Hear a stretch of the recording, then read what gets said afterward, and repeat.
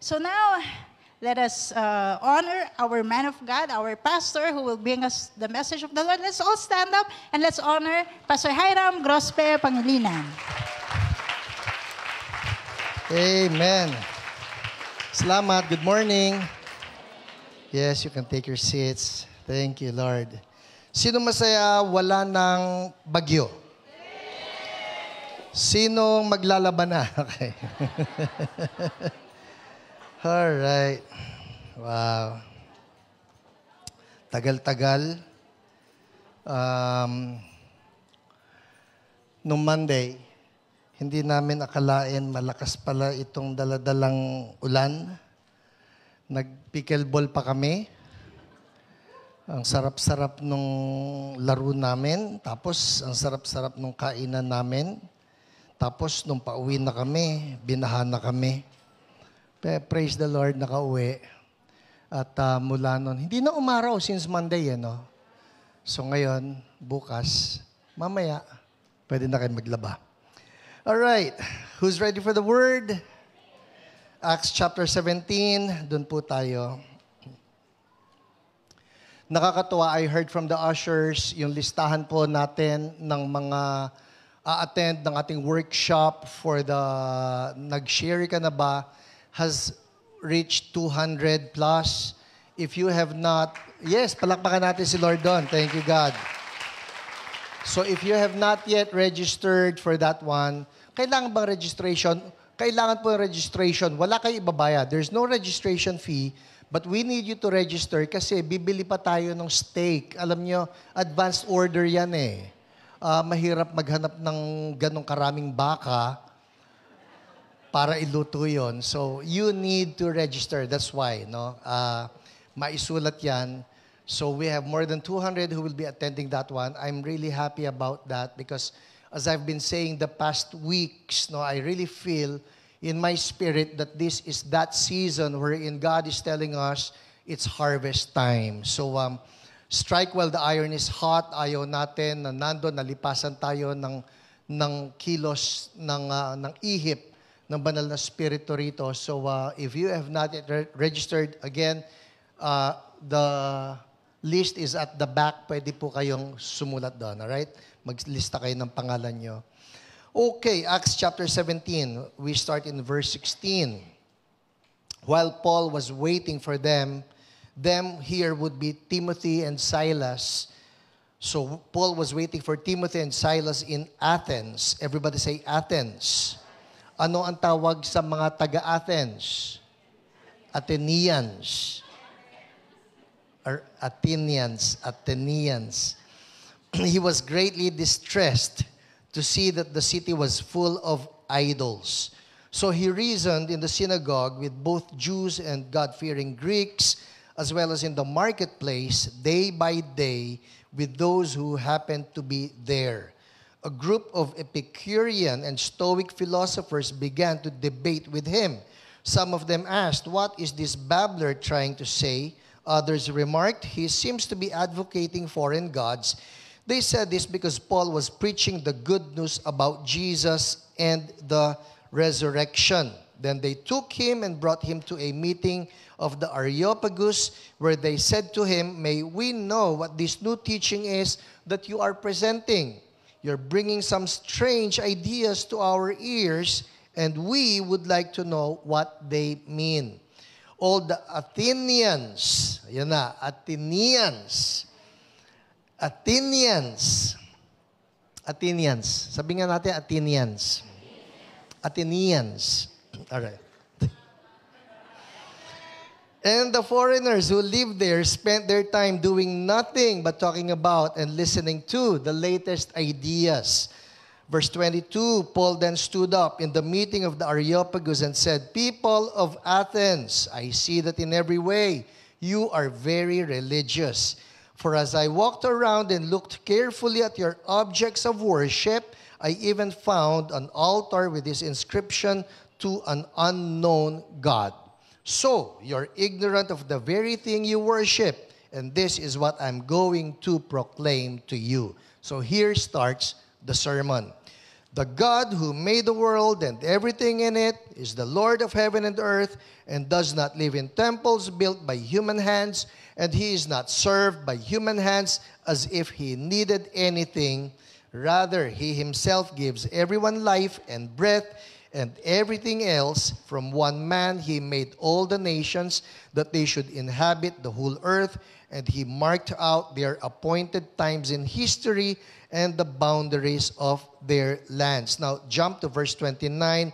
Therefore, since we are God's offspring, we should not think that the divine being is like gold or silver or stone, an image made by human design and skill. In the past, God overlooked such ignorance, but now he commands all people everywhere to repent.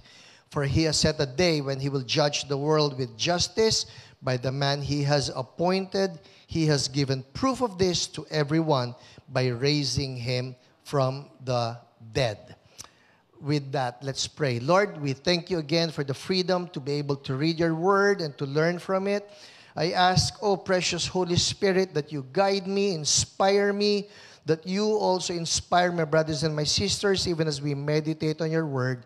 Oh, make Jesus famous again. Speak to us in a very clear manner. The glory will always be yours.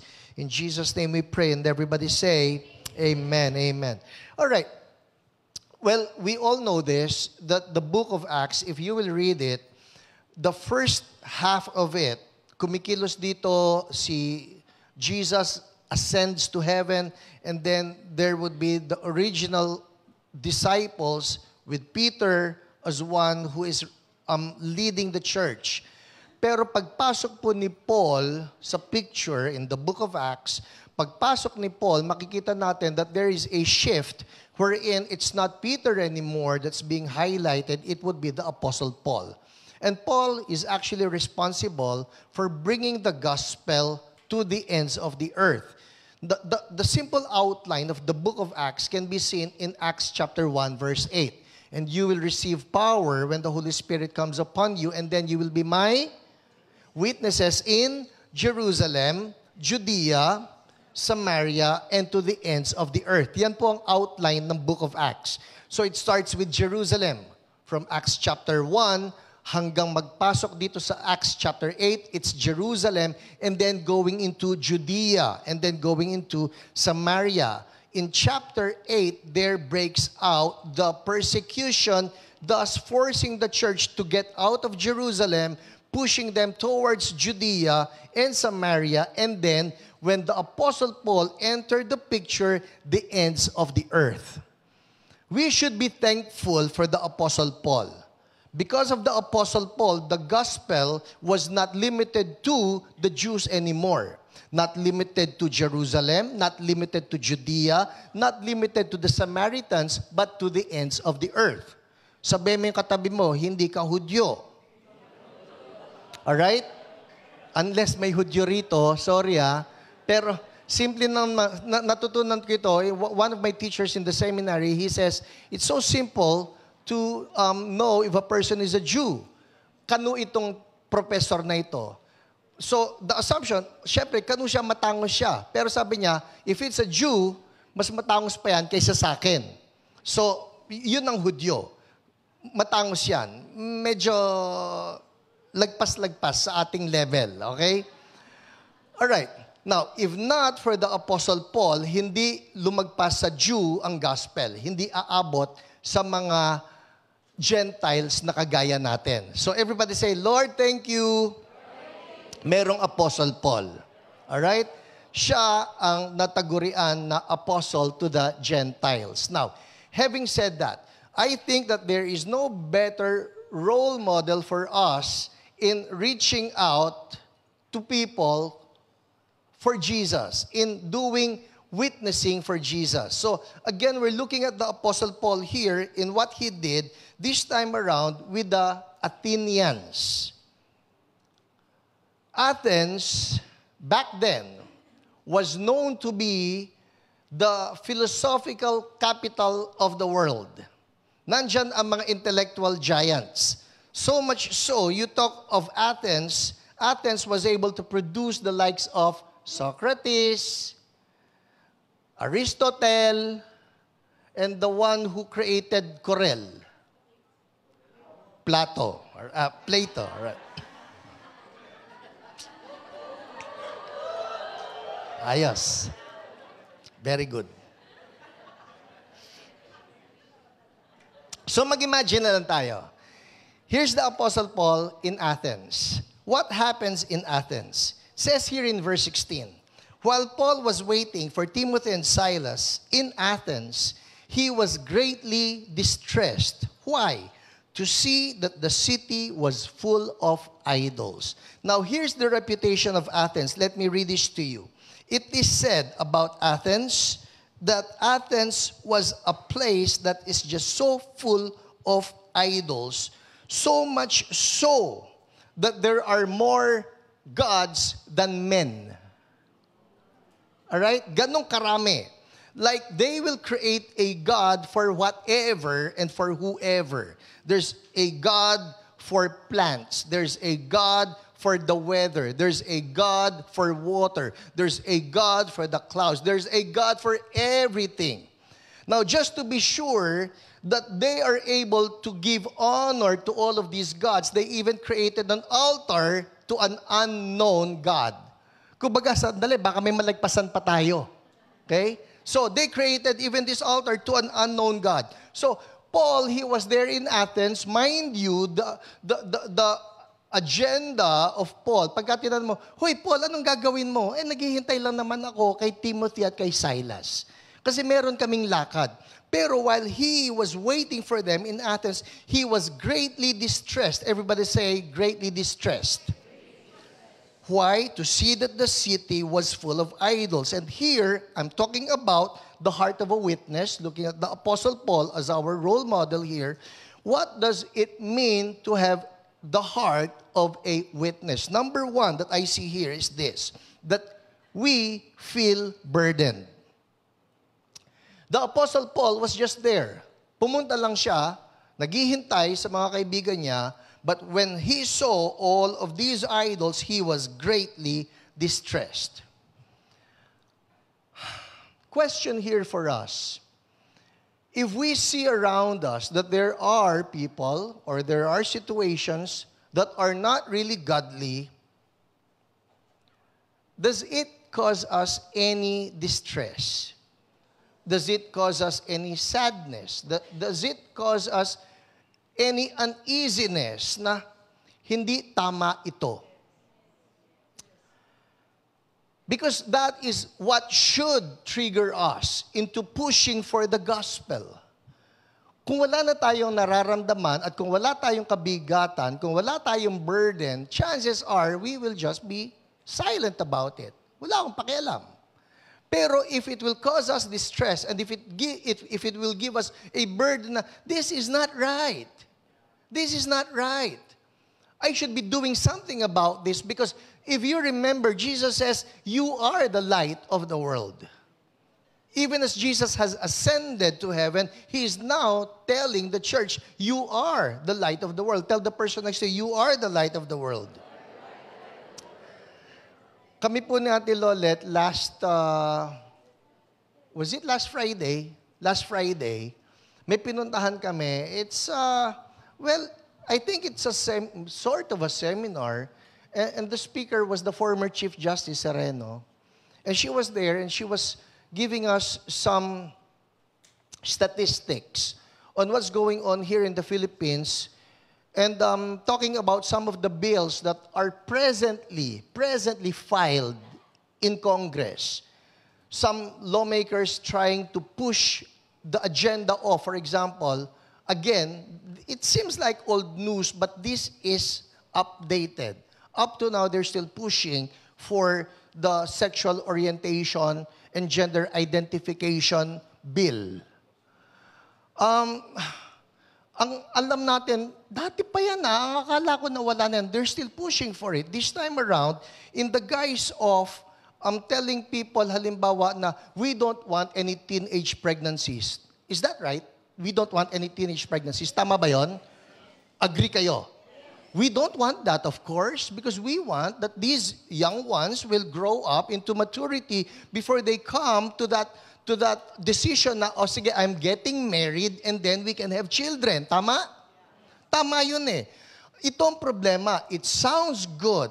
Now, this is anti-teenage pregnancy. But what is behind the bill would be, sige, so that the teenagers will not get pregnant, ganitong gawin natin. Let's teach the young ones, and when we say young ones, we're talking here of very young ones, like people, children, in their pre-school years, on how to express their sexuality. Even using the M word. I don't know if I can use the pulpit to use that. Siguro pagka-topic ko, deliverance, I can use that. But teaching the young ones that they can do the sexual pleasure on themselves. Para pagka marunong na sila nun, they don't need to do the acts of having to do it with a partner so that the person does not get pregnant anymore. Makikinig ka sa ganito, and in your heart, I don't know about you, but in your heart, I say, there should be great distress in our hearts. Ano ito?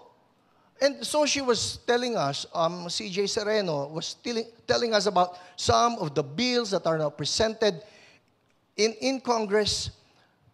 And then she continues on, why is this even advancing? The bills that have to do with abortion, may bill po patungkol sa abortion. The bills that have to do with the possibility of having divorce, and it will be something that will be easier now. Bakit nga merong ganito? The answer was simple. It's because the church is silent. And when she gave us the statistics, it's so unfortunate that you look at the church and the church would be the vast majority of Filipinos. When I say church, I'm talking here not just of the born again. I'm talking here of people who claim to know Jesus. People who claim to believe in Jesus, and yet, because the church is silent, they can push for such an agenda. Nasusundan natin? Now, here would be a question. Anong nangyayari sa atin pagka nakakarinig tayo ng mga ganito? Does it give us any burden? Ngayon, sisimplihan ko ang tanong. Pagka nakakita tayo ng mga tao who are living in sin, pagka nakarinig tayo ng mga tao who ultimately, they die, and you know that these people have been living in sin and then they die. Does it even bother us? Does it even cause us to ask the question, Lord, saan po siya napunta? You get to hear of a news about a person who's very wealthy, who comes from a powerful clan, and then you find out from the news na namatay out of drug overdose. You don't need to know the person. Pero nandun yung tanong, Lord, saan kaya siya napunta? That is the thing that the Apostle Paul felt here. That when he saw in the city of Athens that there were lots of idols, and these people in Athens were all worshiping these idols, because they're worshiping idols, he knows that if they come to the end of their lives, whoever does not believe in the Son of God does not have life and stands condemned already. It caused him great distress. Sino rito may mga kamag-anak? Taas ang kamay. Simple lang ulit ito, ha? Pag hindi kayo nagtaas ng kamay, singaw kayo. Okay? Lahat tayo may kamag-anak. Sino rito may mga kaibigan? Ayan. Kumukonti na yung walang kaibigan. Lahat tayo friendly. We have friends. Ang totoo nga niya, pagka Facebook ang pag-uusapan, marami sa atin dito, lagpas 5,000 kaibigan eh. But the question there would be, do we feel the burden? Just thinking, Lord, ito kayang friend kong ito ay nakakakilala sa inyo. And if that time comes, when this person dies, will he or will she have eternal life? That's precisely the reason why, back in those days, I started my Facebook. Noong nag-Facebook po ako, what was at the back of my mind was, Lord, lahat ng friends ko rito, I will use Facebook to be my platform to be reaching out to people so that I will be posting here messages, testimonies that will point to Jesus, that will cause people to thirst for the Lord. Yun po yun. Kaya ako nag-Facebook. Hindi ko naman akalain may limit pala. Kaya lahat na lang tanggap ako ng tanggap. In-invite ako as friend, confirm. Minsan, isang araw, nakita ni Ate Lolet, nakaganyan ako, pindot ako ng pindot.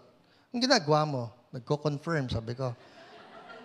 Talaga? Sabi niya, kilala mo yung lahat? Hindi. Sabi ko, confirm ako ng confirm. Kaya po ganito ha, just because a person invites you, and then you find, ay, common friend naman pala si Pastor Hiram, safe ito. Hindi po safe lahat ng friends ko.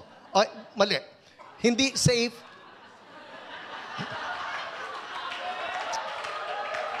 Hindi safe ang ibang friends ko. Alright?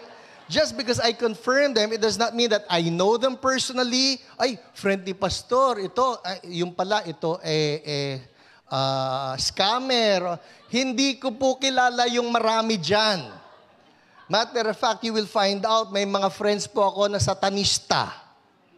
May friends ako na trans. Talaga, Pastor? Yes. Because again, going back to my original purpose for having my Facebook account is because I take it, whoever will be my friend will be reading my status message, and then they will read yung mga statements ko about Jesus, the verses, the testimonies, and those statements will actually get them into the faith. Yun po ang dahilan. Alright? So, having said that, ang nagtulak sa akin, it's that burden. Kaya umabot sa 3 accounts ko. Yun po yun. Disclaimer, hindi ko po nabubuksan yung 3 accounts na yon. May isa doon na lagi ko nabubuksan. Sakaling sinulatan na ninyo ako, at sabi nyo, si Pastor, mayabang, isnabero, hindi sinasagot, hindi pinapansin yung aking sulat, big chance, ang kausap ninyo yung account na hindi ko nabubuksan. Alright? Ba't kasi nagbukas pa? Well, ano lang to ha, sumisegue ang konti. Kasi po noon, in-attempt ko talagang lahat sagutin. Lahat ng mga prayer requests, lahat ng mga tanong, sometimes doctrinal questions, theological questions. I tried. Nakita ko, hindi ko pala kaya. Kaya ngayon, nakastick ako sa isang account at maging isang account na yun, hindi ko rin matutukan. Anyway, bakit ko sinasabi ang lahat ng ito? It has to do with the purpose. It's because there is a burden to share the gospel to people. Tanong, meron ba tayo ng burden na yan? Do we still feel that sting in our hearts? Do we still feel that pain pag may nakita tayo na tao? And at the back of our minds, do we still ask that question, yung tao kayang ito ay pupunta sa langit? Because that was what pushed the Apostle Paul. When he saw all of the idols in the city of Athens, he was greatly distressed. Let's look at Jeremiah chapter 9, verse 1. Jeremiah 9:1 says this, the prophet saying, "Oh, that my head were a spring of water, and my eyes a fountain of tears. I would weep day and night for the slain of my people." Here's the prophet and he's crying for all of these people. He's saying, yung mga kababayan ko, papaano na sila? Question, when was the last time we actually cried for souls? Wept for souls? Oh, that my eyes would be a fountain of tears. Jesus in Matthew chapter 23, verses 37 and 38. This is from the NLT. Oh, Jerusalem, Jerusalem, the city that kills the prophets and stones God's messengers. How often I have wanted to gather your children together as a hen protects her chicks beneath her wings, but you wouldn't let me, and now look, your house is abandoned and desolate. Oh, Jerusalem, Jerusalem. I had to use the NLT here. Meron lang po akong sasabihin sa inyo, Because I look at the prayer of Jeremiah in Jeremiah 9:1. Oh, that my head were a spring of water. I look at the prayer of Jesus. Oh, Jerusalem, Jerusalem. Now, I use the NLT here. Ang totoo po, I wanted to use the NIV because in the NIV 1984, it's the same prayer. Jesus said, oh, Jerusalem, Jerusalem, how often have I wanted to gather you as a hen would her chicks. Yun nga lang pagtingin ko sa NIV 2011, nagbago. Hindi siya, oh, Jerusalem, Jerusalem. It became Jerusalem, Jerusalem. Nawala yung O. So, something significant that I have, well, me personally, I have observed, because lately, I've been using my 1984 again, yun ang hawak-hawak ko na Bible, and I've been doing some highlights. What I have observed is this, that in the 1984, you find much of the O,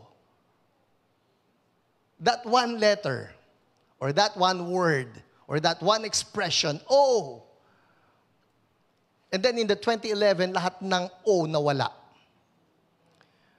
Sandali, Pastor. So, mali. Hala, sa demonyo na yun, 2011. Oh, by the way, I want to address that, all right? Because there would be some of these stories saying that the only accurate and anointed version is the King James Version. Not true. Not true. 2011 is good. Eh, Pastor, inalis yung O eh. Ibagsak ang 2011. Hindi. Yung O, because if you go back even to the Hebrew of the Old Testament, and even if you go back to the Greek of the New Testament, wala naman talaga yung O eh. Ay, ganun. Eh, ba't nilagyan ng O? Because the ones who were translating it, they see that O as a powerful expression just by saying, oh, Lord. There's that emotion of anguish that is captured. Nangyayari sa inyo, nag-pray kayo na may, oh, Lord. Di ba? Pag ginawa niyang, Lord, parang, ay, nabawasan nga. Matindi yung dating ng O. O. Huwag yung orange. But that's basically something that I discovered. Nitong week na ito, sabi ko, bakit nga ganun? Nawala lahat ng O. Anyway, going back to my point, we should have that emotion coming from us na, Lord, there is something wrong. And I need to do something about it. And so Paul here, because he has the heart of a witness, he felt burdened by it. Pwede ba, lagay lang natin kamay natin sa puso natin, sabihin natin to, Lord, let me feel that burden again. In Jesus' name, remove the callousness of my heart. Make me feel your pain for lost souls. In Jesus' name, amen, amen. You remember that the Bible says that God is not willing that any should perish, but that all should come to repentance. So I pray that every time we get to see a person in our hearts, na kailangan ko maabot ito para sa Panginoon. So let's move on. What happens next? So while Paul was waiting for them in Athens, he was greatly distressed to see that the city was full of idols. Eto na ngayon. So you feel burdened. You feel distressed. You feel like you need to do something about it. Anong ginawa ni Paul? Next verse. So he reasoned in the synagogue with both Jews and God-fearing Greeks, as well as in the marketplace, day by day, with those who happened to be there. He was burdened. He was burdened. Tayo po itong prayer ko, Lord, yung burden, masalo namin. At pag nasalo natin, ano na ngayon ang gagawin? Going back to the seminar that we attended last Friday. So there was a Q&A. Iniikot yung mikropono. Si Ate Lolet, sabi sa akin, gusto mong itanong yung nangyayari tuwing Hunyo? Sabi ko, oh, magandang tanong yan. Sige, tanong mo. Sabi niya, hindi, ikaw ang magtanong. dumaan yung mikropono. Sabi ko, sige, I have a question. So, I raised my hand and I was recognized. And so I said, early in the term of our mayor here in this city, Quezon City, sino rito taga Quezon City? Quezon City. And proud of it. Nabawasan.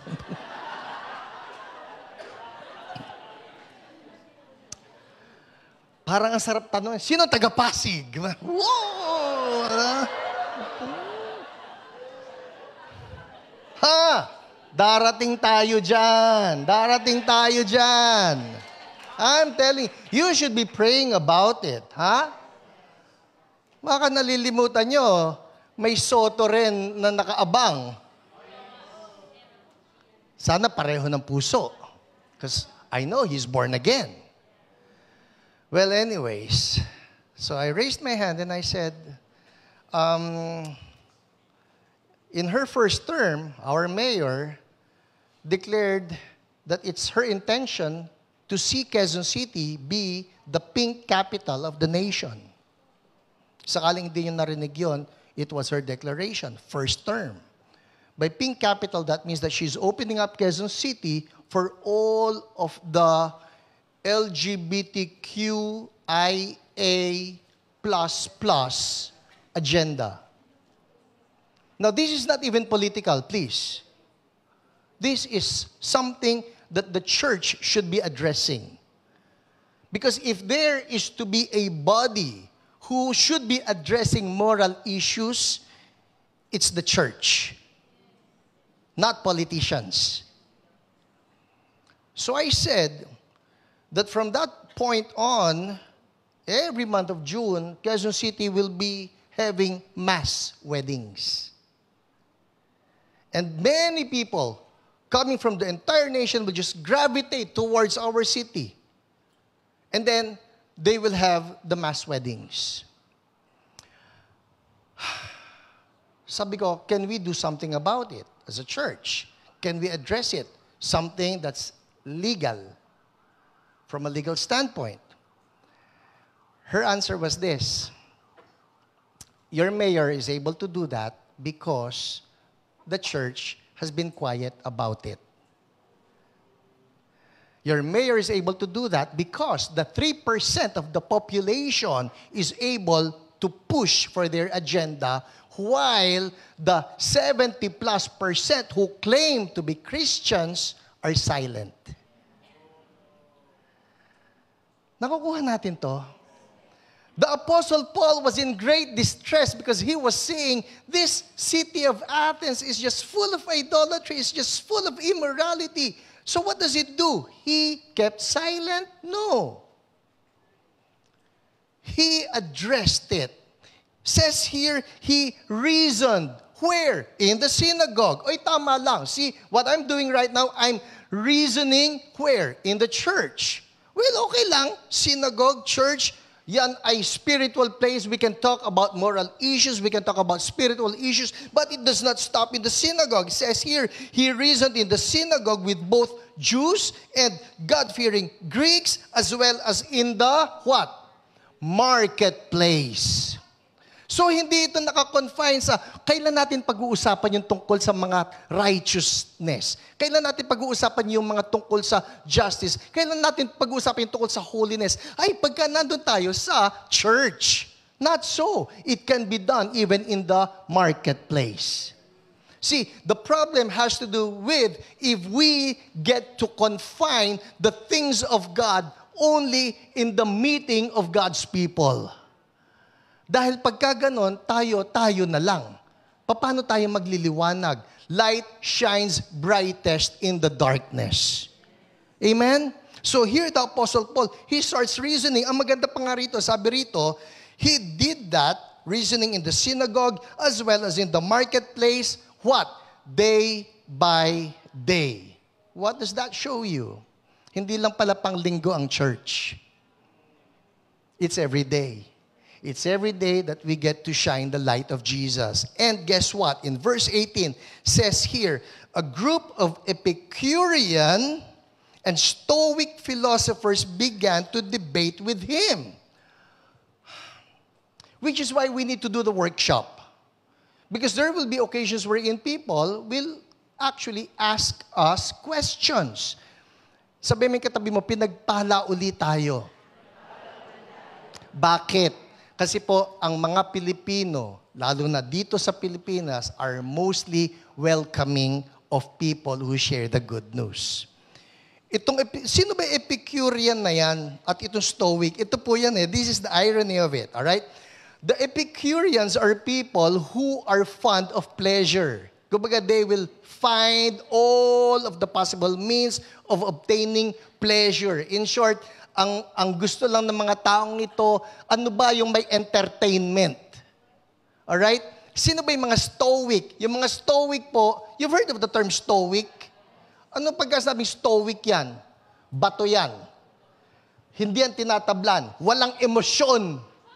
Kung yung kabila, walang inintindi, kung hindi yung pleasure, itong kabila, ayaw ng pleasure. Nakukuha nyo? Nasusundan nyo? So, here would be two philosophies, all right? The Epicurean philosophy would be, we want entertainment, we want pleasure. The Stoic philosophy would be, we don't want entertainment, we don't want pleasure. But guess what? Nagsama para lang makipag-argue dito kay Paul. But the good thing about Paul would be, Epicurean ka, Stoic ka, I'll still reason with you because I want to lead you to Jesus.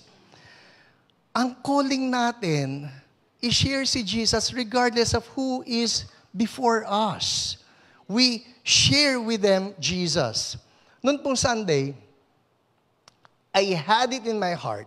Sabi ko, pagkatapos ng worship service, I really need to share the gospel dito sa mga security guard na nandyan sa ibaba.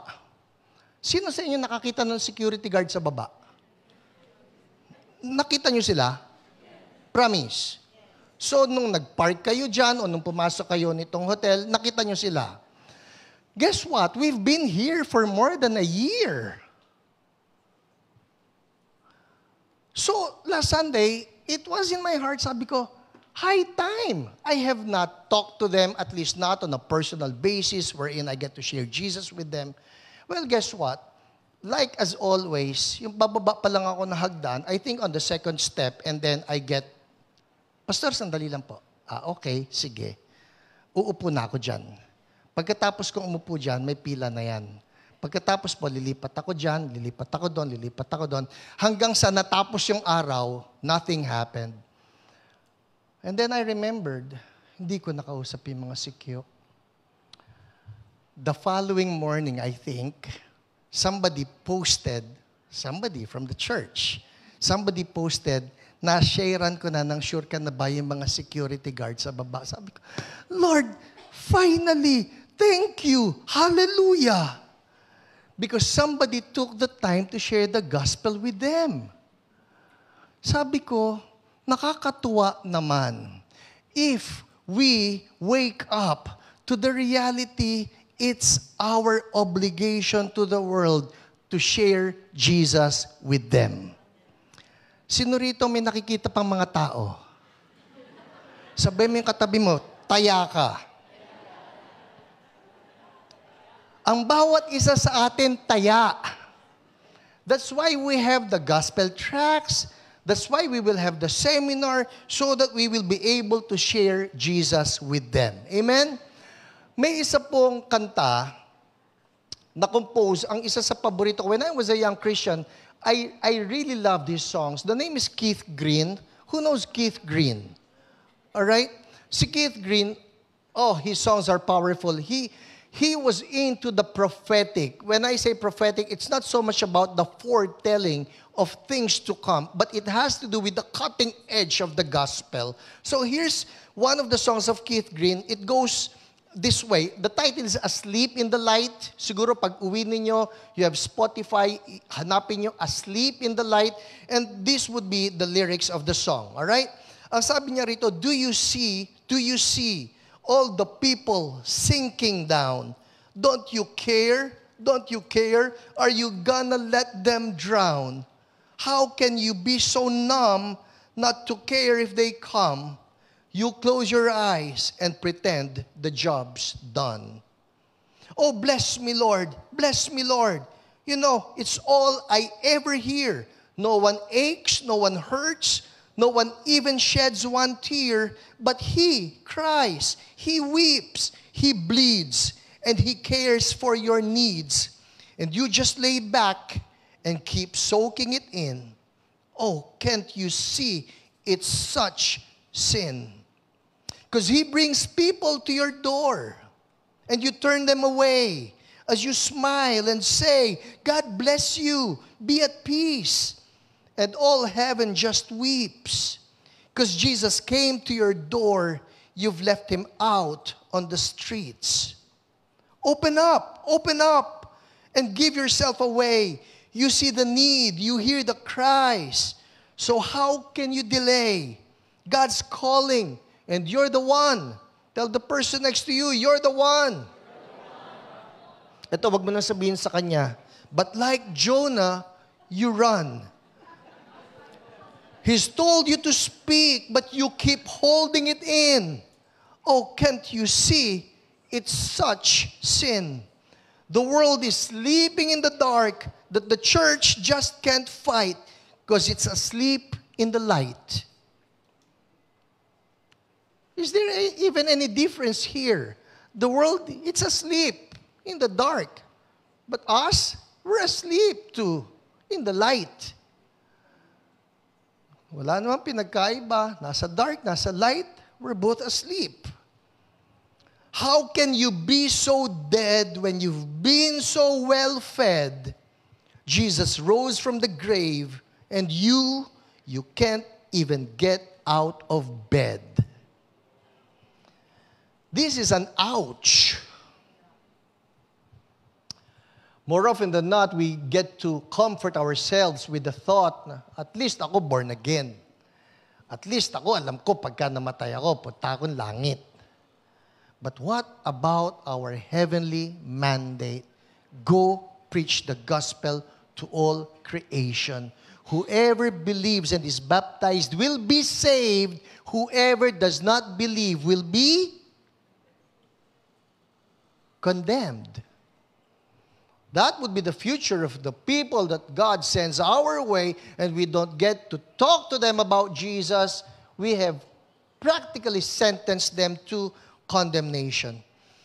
So moving on, here's the Apostle Paul as a model for witnessing. Number one, he was greatly distressed, which is to say, we should feel that burden too. Secondly, he reasoned in the synagogue, which is to say, he spoke up. And everybody say, I will speak up. I will not be silent. So nangaral si Paul to the Jews, to the Greeks, in the synagogue, in the marketplace, day by day, he did it. It has to be a lifestyle. Finally, let's move on. Jump tayo, nabasa natin yung kanyang sermon. What happens next? He says here, let's jump to verse 29. Sabi niya rito in the conclusion of his sermon, he says, therefore, since we are God's offspring, we should not think that the divine being, that God is like gold or silver or stone, an image made by human design and skill. In the past, God overlooked such ignorance, but now He commands all people everywhere to repent. For He has set a day when He will judge the world with justice by the man He has appointed. He has given proof of this to everyone by raising this man from the dead. Who's that man? Jesus. Kanina, nagsimula si Paul, he was talking about the unknown God. Hey, people of Athens, I'm going to talk to you about the unknown God because I saw an altar that has this inscription. It says to an unknown God. And here I am. I want to share with you who this unknown God is. Ay, basahin po niyo yung sermon na ito. It's just powerful. How the Apostle Paul was able to relate to the people of Athens. This unknown God, He's actually the Creator. This unknown God, He's actually the life giver. This unknown God, He's actually the sustainer of all things. And let me tell you this unknown God, He is going to be the judge. And how does God prove to everybody that He is the judge? Because this man, he was raised back from the dead. So He is going to be the judge. Kangi-kangi na lang, ito si Paul, and he is talking about the unknown God na itawid na niya ngayon. This unknown God, He is raised back from the dead. The name is Jesus.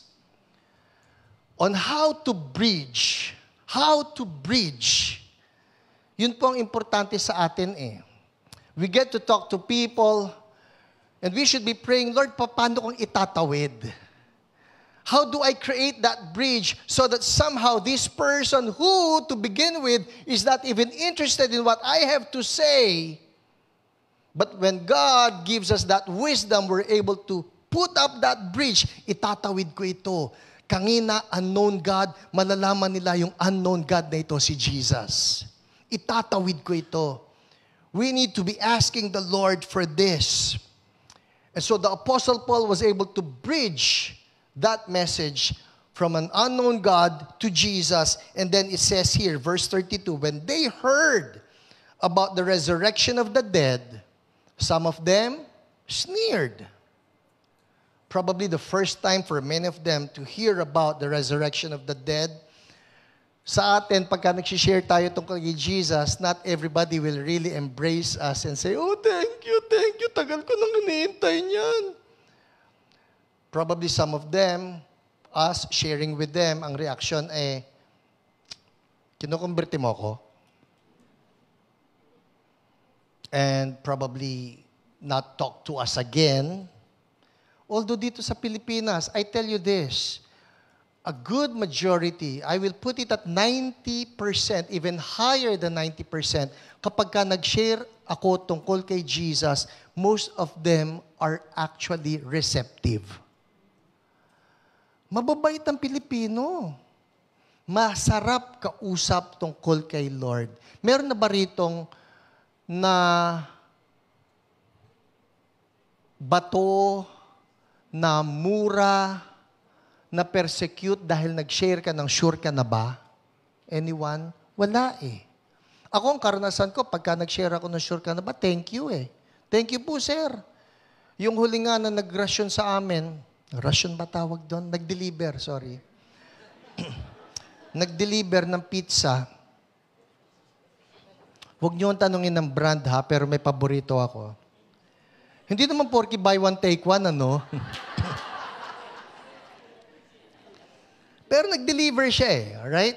So, I always do this. Siyempre, nakahanda na yung pang-tip mo, tapos meron ka ng hawak na sure ka na ba? Pagdating niya ganyan, siyempre, ang una, yung tip. Yung tip po, it opens the door. Na, ang bait naman ito si sir. Okay? Huwag mo nang bigyan ng piso. Parang, inyo na lang. So, pagkabigay, Brad, may bibigay nga pala ako sa'yo. So, hawak mo na yung sure ka na ba? Ito natutuwa ko. Yung huling-huling nag-deliver, sabi niya, ay sir, nabigyan niyo na ako niyan dati. Oh, sabi ko, galing ka na rito. Opo, sir. Pero sige, kukunin ko. Kasi gusto ko yung misis ko may ganyan din. Sabi ko, oh, hallelujah. Palakpakan natin si Lord doon. Tapos, of course, before he left, sabi ko, sandali, bibigay mo kay misis yan eh. Ang tanong ko sa'yo, ikaw ba sure na? Opo, sir, sure na ako. Tsaka araw-araw, binabasa ko yan, no? I think that's good. Eh, Pastor, paano ko yung prayer doon ng pagtanggap kay Jesus, araw-araw din yung ginagawa? That's good still. I see nothing wrong with that. Mas mabuti, tumanggap nga siya kay Jesus 10 beses, 20 beses, 30 beses, kaysa maski minsan hindi nakatanggap kay Jesus eh. So there are people that are just waiting for us to share the gospel with them. And the good news about the Sure Ka Na Ba is that it's an easy way of just sharing Jesus with them. Hindi mo na kinakailangan, sandali lang meron pa akong kinakailangang illustration dito. Nandun na po lahat. Now, moving on, when they heard about the resurrection of the dead, some of them sneered, but others said, we want to hear you again on this subject. At that, Paul left the council. Verse 34, some of the people, look at this, some of the people, kanina lang, the Athenians. Everybody say Athenians. Okay? The Athenians. Bakit ba pinag-iinitan ko yan? Athenians, the people of Athens. Kanina lang, what they knew was that they had so many gods and that there's also the altar for the unknown God.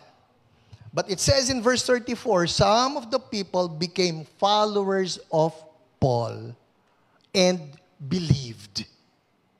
Among them was Dionysius, a member of the Areopagus, also a woman named Damaris, and a number of others. Uy, Kuya Dennis, nasa Bible ka pala.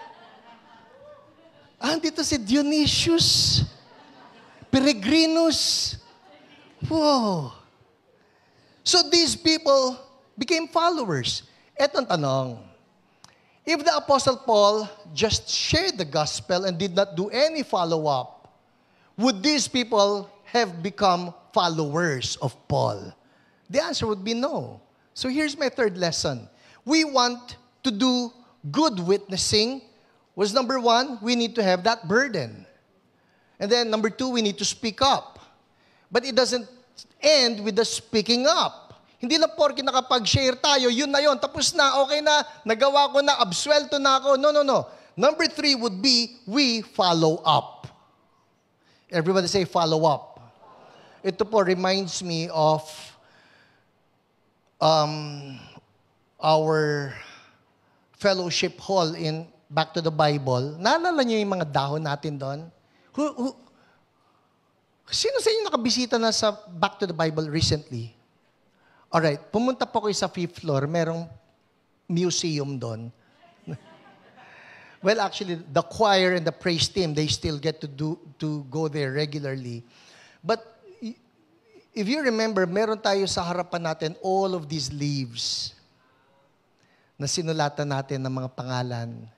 So at one point, we got to share the gospel to someone, got their names, wrote down their names, nilagay natin doon. And of course, the prayer is, Lord, yung taong ito, gusto namin lumago siya sa inyo. Gusto namin lumago siya sa inyo. I think it would be an underestimation if I say that there must be about 1,000 leaves there. Ang dami po nun. What if the ones who registered for the seminar, the workshop on Sunday, all 200 plus of us, would really speak up for Jesus and then would truly be concerned about the follow-up of these people, then that means that we will be able to win these people for the Lord and even be assured that their names will be included in the book of life in heaven. If we do what we're supposed to do. Following up is crucial.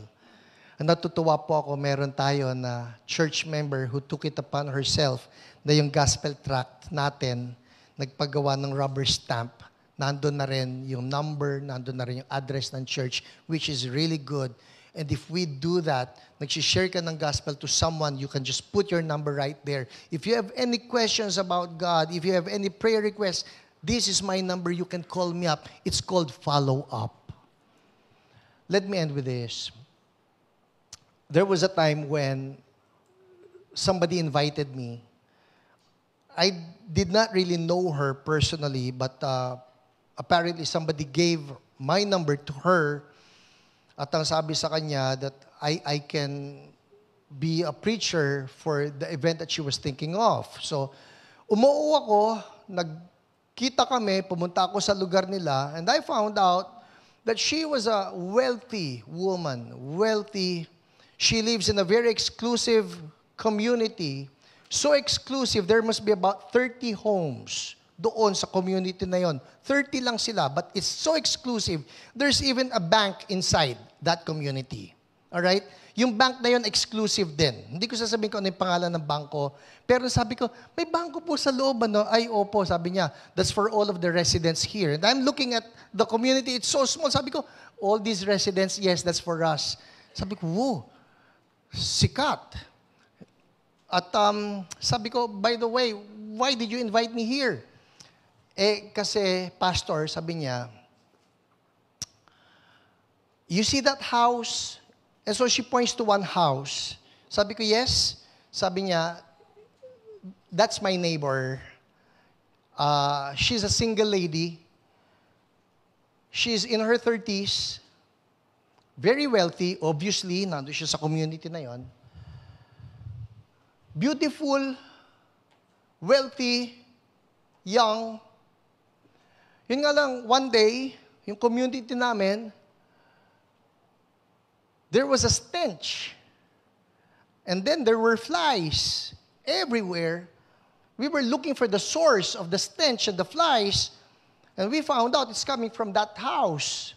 So we were knocking on her door, no answer. So we called up the police. Police came, forced open the door, and they found out the single lady, wealthy, beautiful lady inside, she committed suicide. And she left a note. I don't see any purpose to this life, so I'm ending it now. Sabi niya, Pastor, I feel so guilty because in this whole community, I'm the only Christian. Everybody else is Buddhist. And I never shared Jesus with her. So this is my way of telling God, I'm sorry. And this is why I invited you, because I want you now to share Jesus with my neighbors. Sabi ko, wow. Sabi ko, of course. Well, another question. Sabi ko, so why did you invite me? Well, because you're Chinese. And all my neighbors are Chinese, so they will believe you. Habi ko, patay tayo dyan. Hindi ko sinabi yun, pero sa isip ko lang. Sabi ko, I'm not Chinese po eh. Sabi ko, my dad is Tagalog, my mom is Tagalog. Sabi ko, well, you know what? Sabi ko, I think there's still ample time. If you want to call up a Chinese pastor, I won't mind. I won't mind at all. Go call up a Chinese pastor.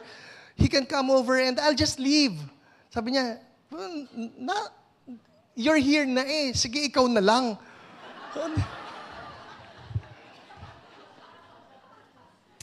I forgot to mention, that woman actually prepared a laureate for the whole neighborhood. Sabi niya, you know what, I prepared this because I know that my neighbors, they're not going to come hear a pastor. But they'll come because there's laureate. And sure enough, that night, more than 30 of them came. Probably about 40 of them, nandun na sila. So I started sharing Jesus. I started talking about Jesus, sharing the gospel, even talking about what the Bible says, that if you have Jesus, then you have life. If you don't have Jesus, then you don't have life. And then I asked everybody, all heads bowed down, please, all eyes closed. Nobody minding your seatmate, just between you and God. If you're here and you want eternal life, and if you want to receive Jesus as your Lord and Savior, all heads bowed down, all eyes closed, just between you and God, I want you to raise your hand.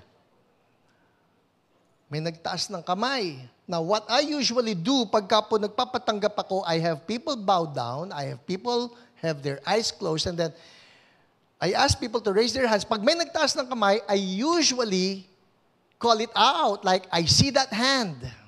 When I say that, it's like telling people, oh, may nagtaas na ng kamay. So if you want to raise your hand too, you can raise your hand. I see that hand. And then another raised his hand. I see that hand. All in all, of a crowd of about 30 or 40 people, all in all, 4 raised their hands. Sa 4 na yon, I'll be honest with you, nalungkot po ako. Because whenever I give an altar call, my batting rate would be at 90% above. Mataas.